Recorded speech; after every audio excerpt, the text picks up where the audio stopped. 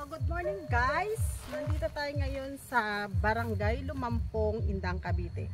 Itong property na to ay 6,923 square meters. So nakikita nyo, meron dito mga tanim na dragon fruits. O ayan, hinog na yung dragon fruits nila. So itong tanim na dragon fruits, nasa 100 to. May mga papaya rin silang tanim dito. Bali ito, from Barangay Road, nasa 20 meters lang po yung layo niya sa Barangay Road. And then, yung frontage naman ito, naka-Barangay Road din po siya. So, ito ay, mga tanim dito, puro po siya kinalabaw na mangga. Pero yung puno, mabababa po siya. So, at may mga tanim din po siya ditong niyog. Ayan po yung mga niyog, oh. Ayan yung mga niyog. Yan. Nakikita nyo, maabot nyo rin naman po yung mga niyog na nandyan. Yan. So dito naman, sa side na to, yung sa makikita nyo sa may bandang likuran ko, at saka ito sa gilid, yan po yung puno ng mangga. Tinan nyo mababa, pwede nyong akyatin. So ayan o, hitik na hitik siya sa bunga. Kung maaabil nyo to, marami na po kayo agad na magiging income dito, kagaya ng dragon fruits, kasi yearly po ito namumunga, at saka po itong mangga yearly din siya namumunga. Yung nakikita nyo, hitik na hitik siya sa bunga. Yung mga hinog na po sila, oh. So ito po siya, malinis yung ilalim kasi puro puno, tapos malilong pa.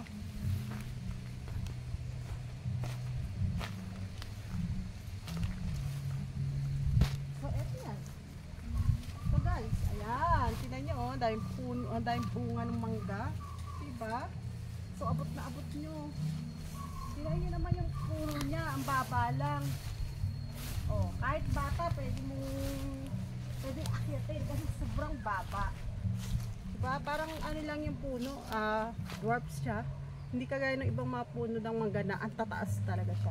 Tapos dito sa side na to, may mga tanim naman siya dito. Guyabano. So ito, oh, guyabano. Ito suante, ano yun? Suha?